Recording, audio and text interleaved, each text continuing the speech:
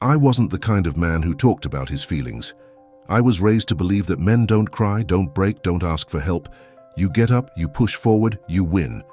And for most of my life, that's exactly what I did. My name is Ethan Walker.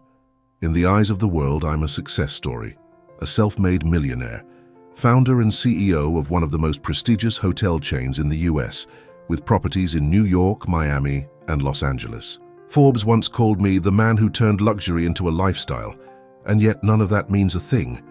When you come home and your daughter won't even look at you, her name is Emily. She's autistic. She used to laugh and talk and fill the house with questions and songs. But when her mother died, my wife, Rachel, something in her shut down. She stopped speaking, stopped playing, stopped existing in the way I remembered. I tried everything. The best therapists in Manhattan, behavioral specialists, sensory toys, quiet rooms. But Emily stayed locked in her world, and I buried myself in work. The townhouse in the Upper East Side became a museum, spotless, quiet, lifeless. I avoided it like a ghost avoids sunlight. I started working late, traveling more. I told myself it was for Emily to secure her future, but deep down I knew I was running from the pain, from her silence, from myself. I remember one night in particular. I came home early from a meeting in Midtown. I stopped outside Emily's room. The door was cracked open. She was sitting on the floor, hugging a worn-out stuffed bunny, rocking gently back and forth. The only light came from a lava lamp that Rachel had bought on a road trip years ago.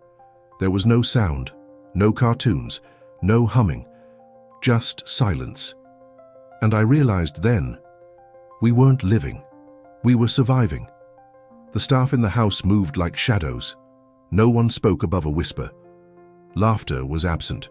Even the cook, Mrs. Thompson, who'd been with us for over a decade, stopped playing her jazz records in the kitchen.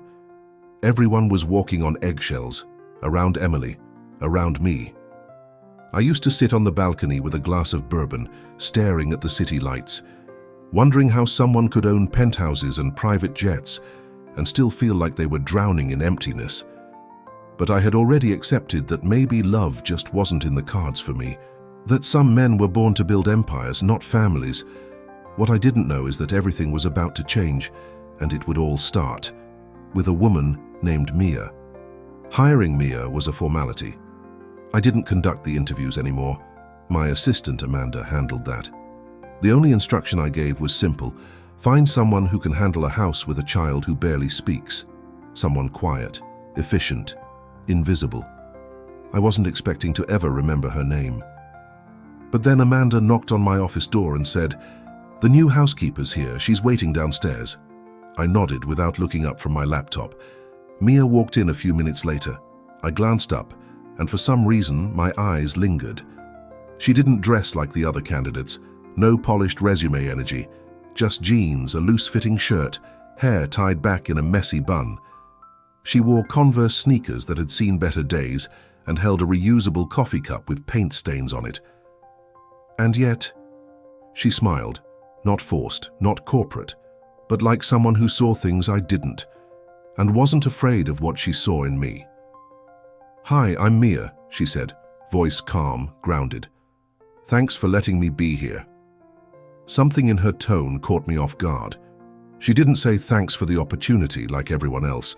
She said be here, like presence mattered more than position. I asked the usual questions, just to go through the motions. She answered simply, honestly. Said she'd worked with kids before, that she wasn't afraid of quiet. When I mentioned Emily's autism, she didn't flinch. She just nodded and said, "Kids speak in more ways than we listen." I didn't know what to say to that. So I ended the conversation and told Amanda to finalize the paperwork. By the afternoon, Mia was moving through the house like she belonged there. She didn't tiptoe. She didn't whisper, but she didn't force herself either. She just existed, naturally. She greeted Mrs. Thompson with a compliment about her buttermilk biscuits and asked if she could play music while she cleaned. "Something mellow," she said.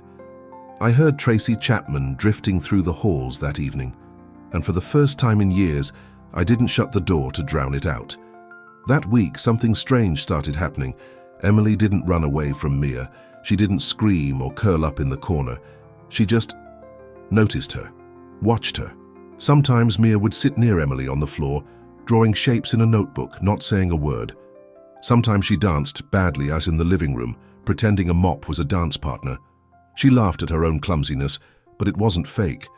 And I caught Emily watching, smiling, just barely, and somehow that smile hit me harder than any business deal I'd ever closed. Mia didn't push. She didn't force connection. She just showed up, over and over. And something about that made the house feel less like a museum and more like a home. It was late afternoon, a Thursday, I think, the kind of New York afternoon when the sun leans in golden through the windows and everything feels a little too still. I wasn't supposed to be home. I had a networking dinner in Midtown, but something pulled me back early, some invisible thread tugging at my chest. As I walked through the foyer, I heard it. Music. Soft. Tracy Chapman again, but this time mixed with laughter. I froze. Not just any laughter, Emily's laughter. It was faint, broken, like the first notes of a song forgotten, but it was real. I moved slowly toward the sound, my heart hammering against my ribs. In the living room, Mia was spinning around like a clumsy ballerina, holding a broom like it was a dance partner. She tripped over the corner of the rug and fell onto the couch with a theatrical oof, giggling at herself the whole time. And there, sitting cross-legged on the floor, hugging that battered stuffed bunny, was Emily, watching Mia and laughing. Not forced, not nervous, laughing. I couldn't breathe. My knees nearly buckled right there in the doorway. It felt like watching a flower bloom in the middle of winter. Fragile, impossible, sacred. I backed away before they noticed me. My hands were shaking. I stumbled upstairs into my office, shut the door, and leaned against it like it could hold me together. And then, I cried. I sat behind my desk, the same desk where I'd signed multi-million-dollar deals, negotiated mergers, built an empire, and I wept. For the years lost, for the silence that had swallowed my daughter, for the stranger I had become in my own home. Mia had done in a week what I hadn't been able to do in years.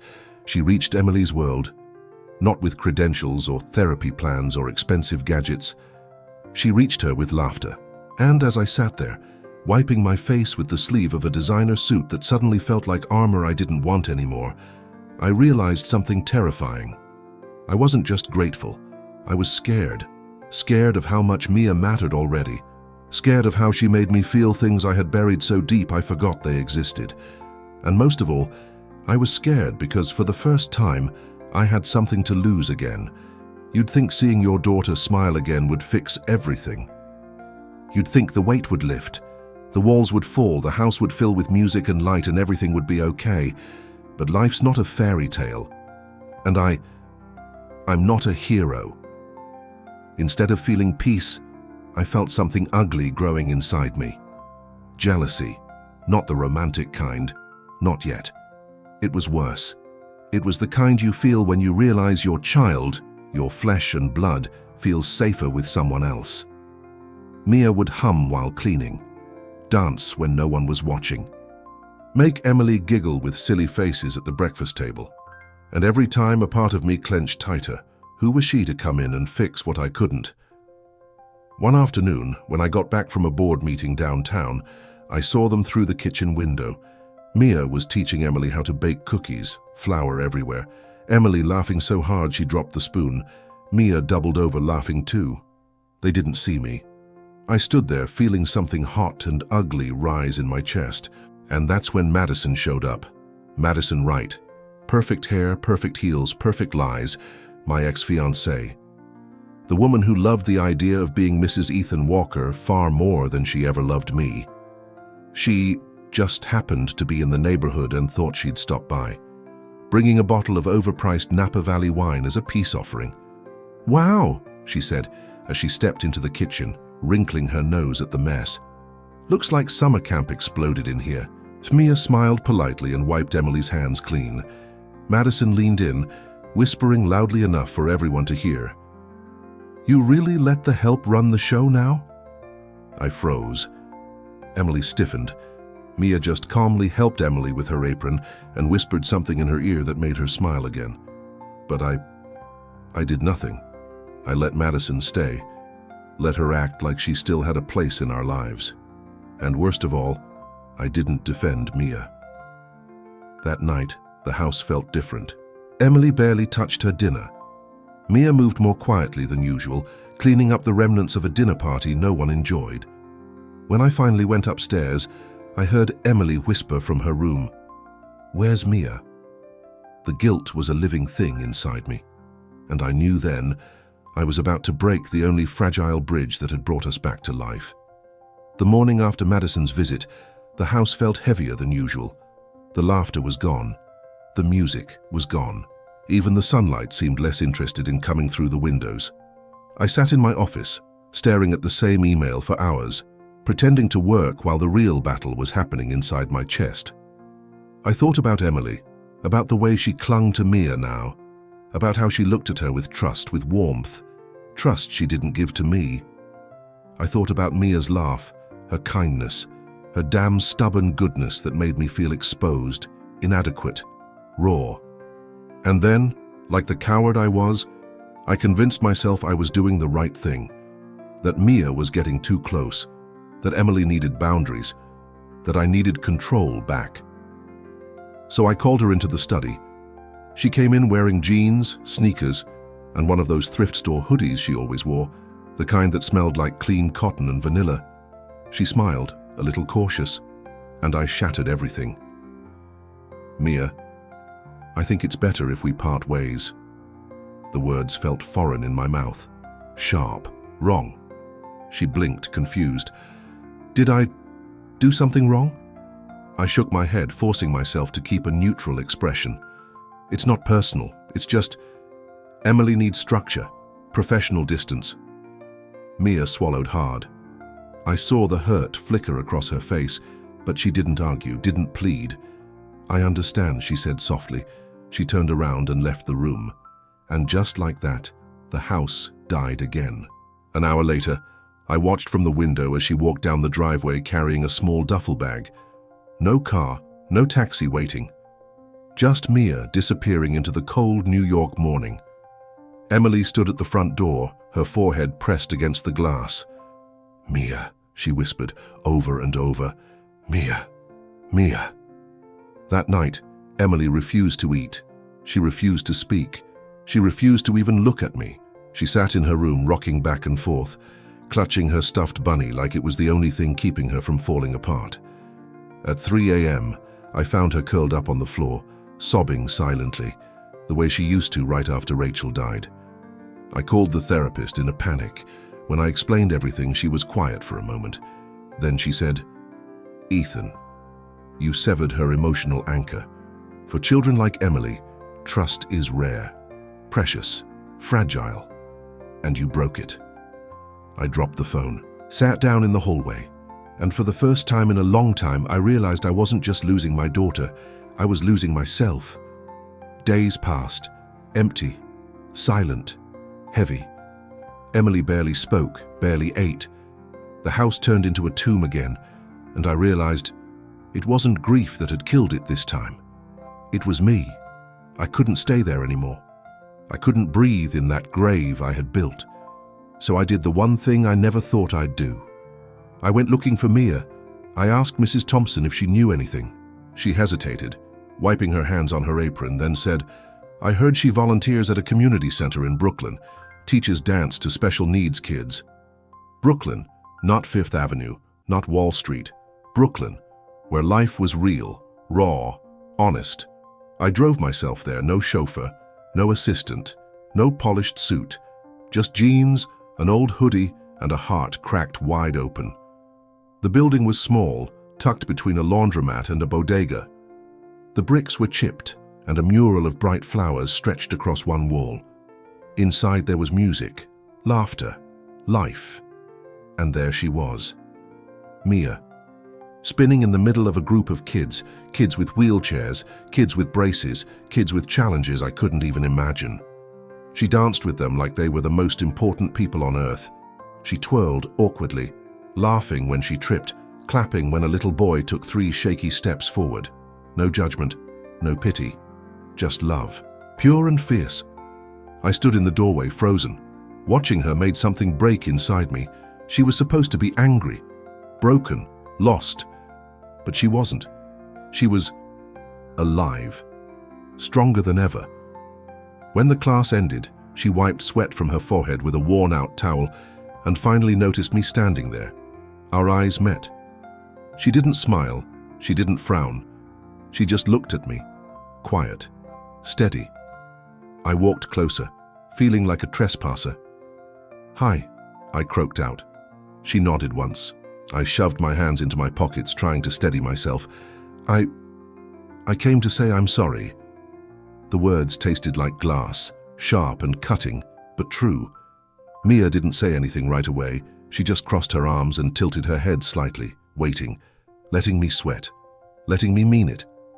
And for the first time I understood, real forgiveness isn't easy. It's earned, step by painful step. And I was willing to walk every damn mile to deserve it. I didn't plan it. God knows I didn't have a speech ready. All I knew was that if I didn't say it, really say it, I would regret it for the rest of my life. Mia was talking to a group of parents near the exit of the community center. Some were folding chairs, others were helping clean up spilled juice boxes and scattered scarves from the dance routine. I took a deep breath, walked straight into the middle of them, and dropped to my knees. There was a collective gasp. Mia froze, her eyes wide, her hands still holding a stack of coloring books. I looked up at her, my heart pounding in my ears. "I'm sorry," I said, voice cracking. "I didn't trust you. I didn't trust myself. I was scared. And I hurt the people I love the most." The parents stared at me. Some looked confused, some understood too well. I kept going. "You didn't just help Emily. You gave her hope. You gave her laughter. You brought light back into a house that was nothing but stone and silence." My hands shook as I spoke. And I threw it away. Out of pride. Out of fear. Out of being too damn broken to know what a gift looked like when it was standing right in front of me. Mia blinked fast, but no tears fell. She was stronger than I deserved. "I'm not asking you to forgive me today," I whispered. Maybe not ever, but I had to say it. I had to mean it. A little boy tugged at Mia's jeans, handing her a crayon drawing, a rainbow over a smiling sun. She smiled at him, a real smile, and then she looked back at me. "If I ever come back," she said softly, "it won't be as your employee. It won't be on your terms." I nodded, my throat closing up. "It would be as myself, as who I am, with my work, with my mission, without walls." I smiled through the burn in my eyes. "That's all I ever should have wanted," I said. Around us, the noise of the center resumed. Life continued. The real world didn't stop for my personal reckoning, and that made it even more real. Mia helped me to my feet, not out of pity, but because sometimes forgiveness starts when we allow ourselves to stand again. Mia didn't come back right away. She made me wait, made me prove that I meant every word, and I did. Day by day, brick by brick, I rebuilt not the house, but the spirit inside it. I spent time at the community center, volunteered, cleaned floors, moved chairs. No special treatment, no headlines, just work. And then one Sunday afternoon, Mia showed up at our door. No suitcase, no contract, just her, carrying a homemade lemon pie and wearing that simple hoodie that somehow made her look like royalty. Emily ran into her arms without hesitation, burying her face in Mia's shoulder. I stepped forward, heart hammering. Mia smiled, that slow, genuine smile that could tear down empires. "I'm not here to be part of your staff," she said firmly. "I'm here to be part of your life if you still want me." I didn't hesitate. "You were never just part of my house," I whispered. "You were always part of my heart." That night, the house wasn't just full of music again, it was full of life. Emily danced with Mia in the living room, spinning to Stevie Wonder records Mrs. Thompson pulled out from an old crate. I laughed for the first time in forever. A real laugh. Loud and reckless. But of course, life couldn't let us have our moment without testing it. Madison showed up, uninvited, dressed like she was crashing the Met Gala, dragging a bottle of imported wine and a fake smile behind her. She waltzed into the living room and froze when she saw Mia there, barefoot, twirling Emily around. Madison's voice dripped with sugar and venom. "Well, this is charming. Didn't realize you turned the house into an after-school program." I stepped forward. Calm. "Solid. Certain?" "No, Madison, I turned it into a home." She blinked, thrown off. I didn't stop. "A home you never understood, a life you never wanted, a family you never deserved." Mia stayed silent, proud, radiant. Madison muttered something about a waste of potential and stormed out, the sound of her designer heels clicking down the marble entryway like a fading, bitter symphony. And for the first time since Rachel died, I felt free. Free to build something real. Free to choose love over pride. Free to dance, laugh, stumble, and live. With Mia, with Emily, with the messy, beautiful life we were finally brave enough to claim. The day of the performance felt surreal. The community center had been transformed with string lights, paper flowers, and folding chairs set up by parents and volunteers. No red carpets, no VIP sections, just real people, real hearts, real hope. Mia was everywhere, helping kids tie ribbons, fixing costumes, giving pep talks that made them laugh instead of panic. And Emily. Emily stood by the stage wearing a simple lavender dress. Her hair was pulled back into a loose braid, decorated with tiny white flowers. She looked radiant, alive. I sat in the front row, heart hammering so hard I thought the people around me could hear it. The lights dimmed. Soft piano music started to play. One by one, the kids took the stage. Some danced with wheelchairs, some with walkers, some with shaky steps that would have made anyone else cry. But here, they were met with cheers, not pity. And then, Emily stepped forward. I stopped breathing. She hesitated for a second, looked out into the crowd. Our eyes met. I smiled, nodded, held my breath. And then she danced. It wasn't perfect. It wasn't polished. It was magic. She twirled carefully, her arms open like wings, her movements shy but full of intention. She remembered the steps Mia had taught her, but more importantly, she remembered to smile, a real smile, wide, unapologetic, free. Tears blurred my vision. I didn't even try to wipe them away. The audience sat frozen, completely captivated. Then, at the end of the song, Emily did something that shattered me in the best possible way. She walked to the microphone, gripped it with tiny, trembling hands, and said, "Thank you, Mia, for teaching me to fly." The room erupted. Applause thundered through the old gymnasium, louder than any business award I'd ever received. People stood, cheered, some cried openly.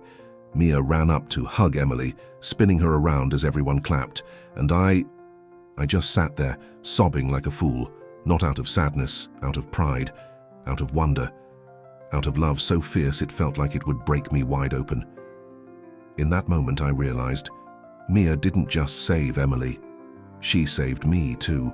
After the applause died down, after the chairs were being stacked and the lights were dimming, I knew I couldn't leave it unfinished.